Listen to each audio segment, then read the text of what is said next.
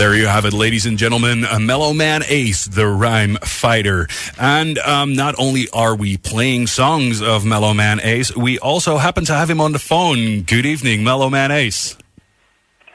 Peace, world, peace. How's everybody doing out there in music land? We're doing great because we're playing hip-hop, and that is always something good. Mellow Man. That's right. I just have a few questions. You started out somewhere before the 90s. In the 80s? In the 80s, yeah. The end of the 80s, just before the 90s. That's right.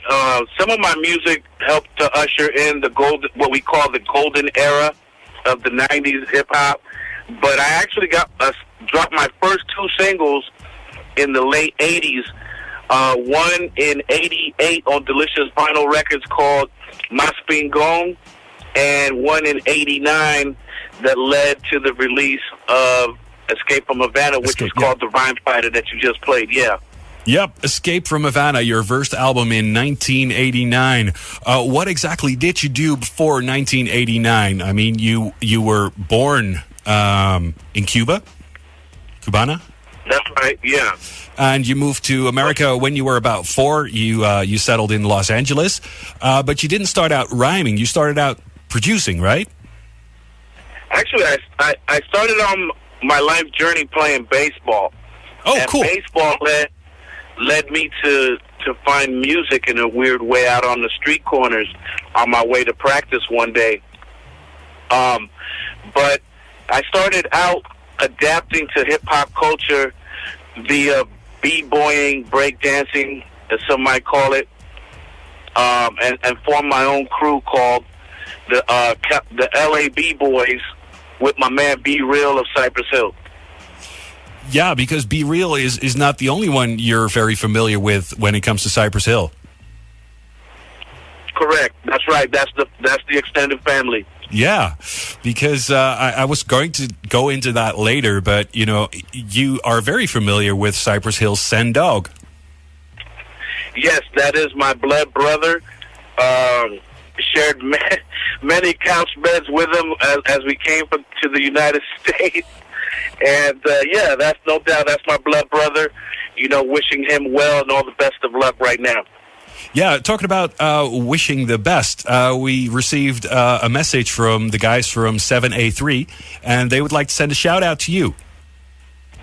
Oh, yeah, those are my brothers, another extended family right there that really showed me a lot in my early years as to when it comes to dealing with record companies and having to believe in yourself, amongst other things. And just stepping ahead with confidence, absolutely. Yeah, that is a must in this line of business. But since we've got Sen Dog out right now, there's two very good, very well performing artists in one family. What was your family like? Is it a musical family? Absolutely. Thank you. I appreciate that. The musical gene goes all the way back. We've traced it to our grandfather, who invented, I believe, something like 13 or 16 Afro-Cuban rhythms in Cuba. His name was also Ulpiano Reyes. Wow. It extends now also to our uncle, Ulpiano Reyes, who was also a musician and still is on tour of Spain and Europe with his ensemble. Then it's our cousins and extended cousins like Mayito Rivera of his big fame, Los Van Van, out of Cuba. Our cousin Ray and our cousin Ivan, who play trombone and congas for Pachito Alonso. So it runs deep. Our mother was a gospel singer when she arrived here in the United States. And now my son, Ulpiano, is also a music producer who is producing a lot of my latest works. Wow, that is quite a musical family. So everyone is doing something when it comes to performing arts. For the most part, yes. For the most part. We came to this country and had the opportunity to think bigger and think better.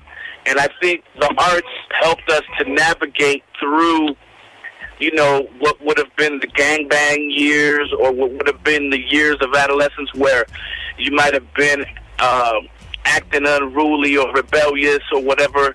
I think the arts really, with that blood connection, really saved our lives. Absolutely. Yeah, it is. It is a rescue for a lot of youngsters out there to turn to music instead of doing other things with their time. Let's get back to your career. 1989, that's when Escape from Havana was released by Capitol Records. What was the scene like in the East, in the West Coast at that moment? At that time, the West Coast was very, gang bang or gang hip hop. Like gangster rap was what was the prevalent sound you heard on the West Coast. But me being from Cuba, I've always tried to keep it Cuban, and East Coast down south was my approach. So I didn't let the gangster rap lead me to that. I always tried to stay grounded as to who I was.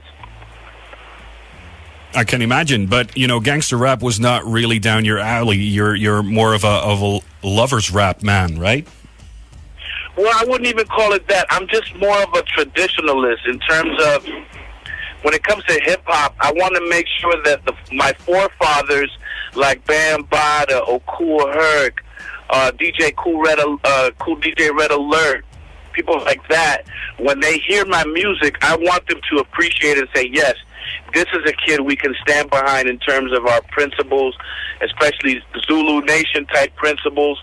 And I always wanted to make that kind of music. I wasn't really trying to pound on my chest or say how vicious I was. I just wanted to make a good record that made people go away from their problems for those 4 minutes that they listen to it. And that is exactly what you did, not only with your first album, Escape from Havana, but also with the 1992, The Brother with Two Tongues. Thank you, yes. That record, man, it was a segue record to a lot more and different things as well, because that record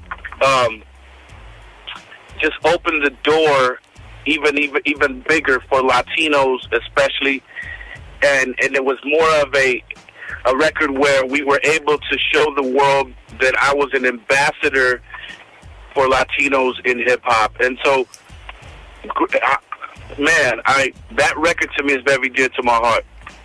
Because that is the record that opened up a lot of doors for other people, but also introduced you to mainstream success, because I believe Escape from Havana was, well, maybe not the best, but absolutely a very great record with a lot of singles on it that scored on many charts.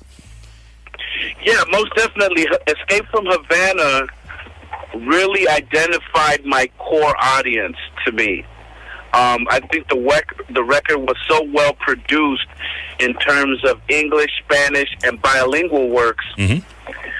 And I think the most important thing when you listen to that record is to hear how many influences are on that album. When you consider DJ Muggs of Cypress Hill and 783, when you consider the Dust Brothers, Mario Caldato, Mike Ross, Matt Dyke, who also went on to produce the Beastie Boys album, Paul's Boutique. When you consider Def Jeff, I mean, it's just such a well-rounded. And then you have the production of the great master Tony G, who was really his idea for me to write a song like Mentirosa and combine both languages. Yeah, that's also what we're going to be playing, Mentirosa, which was the highest scoring single of you, if I'm correct. Yeah, that's been my most popular baby. Yeah. For whatever reason. And I think it's helped to give me an identity in this world and carve out my path, if you will. And also, it's a beautiful record because of what it did for so many other rappers around the world. It helped them to see their own future and open the door to the possibility of successes in the realm of music. Yeah, it certainly did. We're still in 1992 with The Brother with Two Tongues. But you didn't just stick to records and music in that time, because there was also a movie, Only the Strong, in 1993. Correct. Yeah, I started to, my agent started to take me out on auditions and thought that I could expand my portfolio, if you will, by taking on movie roles and being visually more seen to a broader audience and all that kind of stuff, how they do. So I had a good time doing those films. I also did another small movie. It was a real cult film called Invaders from Mars. I liked that one. That was fun. And so, yeah, we were having fun with, we tried a lot of different things. I was able to see different sides of the business, most def. Yeah, that is, I think, always something good and fun to, experience what other entertainment businesses do. Oh, absolutely. You want to try everything, and just so that you can continue growing, continue experiencing, and then you can figure out whether you like it or not, Yeah, true. That's true. something that takes you down a different path. For many of my friends in the business who are now acting, they did very well and thrived with it. I personally, in the end, didn't like sitting around in trailers for 8 hours to shoot a 20-minute piece type of thing. Yeah. At that time, I was a very young, very naive artist at that time and didn't really understand how golden some of these opportunities were. Yeah, I can imagine. You took a little break, but you were also busy with the movies, of course, because we had to wait until the year 2000 for the record From the Darkness into the Light. What happened in those 8 years? Were those all filled with movies or motion pictures? Actually, no, and I'm sure this won't be the first time or the last time you hear this. I fell out of love with the business in those years. I learned a lot about myself and what I would and would not do for success in those years. There were certain things that were asked of me to do that I was unwilling to do for the sake of my craft and the sake of my integrity, the sake of my musical control, that I just wouldn't do. So those years, a lot of them I spent just out goofing around, playing golf and going to house parties and just being with friends again, just to get away from the monster. Yeah, that the music industry was. Yeah. And I'm putting that lightly. I would really go in on it, but I'm trying to be respectful. Yeah. Respectful. I can imagine, but if it's all up to you, you would say that somewhere in between 1992 and 2000, the music industry had a pivotal event that changed it forever. Well, let's say this: in 92, 93, rap groups like Cypress Hill, My Family, you had DOS Effects with the bum skiddly bum. Then you had Drez and Black Sheep coming, engine, number 9, and all this stuff. The styles were changing, and elevating, if you will. And so I wanted to continue that elevation and that growth as an artist. However, the label had stymied my growth and thought that I was best if I just stayed the same. And that's when the love affair started to fall apart. Yeah, because you didn't feel like you could grow as an artist. Right. You want to experience, you want to collaborate, you want to continue to expand as an artist and try these new rhythms and try to elevate your styles. And for me, that was no different. Yeah, but what changed in 2000? Because since 2000, you've been dropping records every 3 to 4 years. Absolutely. What happened was that I realized that my core fan base had followed me away from the record company slave ship. And so I realized that I still had a civic duty to preserve culture. And so once my fan base showed me it was still there, that, you know, the core fan base, not those that really look to mainstream radio or what's forced upon them, but those who were loving those B-side records as well. Those core fans followed me, and I said, well, let's continue making records for those people. I'm glad you did. None of the stuff that I'm making will ever be on popular mainstream radio because it no longer has $1 million budgets that I have to recoup behind them. Yep, I can't imagine. So now I could control now my own destiny and be more selective of the things that I took on as an artist, as a businessman, or having the ability to fly under that mainstream radio radar. You see, I always tell people I had one crossover, but I never went pop. Amen. Yeah, that is the core business. Always stick to your craft and stick to your own identity. And there's bound, to be people that will follow that. Absolutely. And behold, I mean, this many years later, that record company doesn't exist anymore. And yet here I am talking to you on the radio. Yeah, and having released your latest album only last year, The Lost Decade. Yeah, absolutely. And we do all these things in-house. And I'm so thankful for my son, Kazal Organism, who has produced my last two albums, and only at 19 years old, come to understand his place in the family business at the age of 14 by, being self-taught. He taught himself 4 musical instruments, including the drum machine, to add on to what I was wanting to do. Just a brilliant young man, Yeah, that is amazing if you start working, that quality at such an early age. Well, to be honest with you, I didn't, and I didn't like him to choose music as something to do for the rest of his life, because I knew the kind of backbone that it takes, the ugly things that this business does to us, and what fame can do. So I didn't want him choosing music. But by the time he was 14, he said, look, actually he was 12. Yeah. He said, I'm going to do music whether you like it or not. Yeah. You may as well support what I do.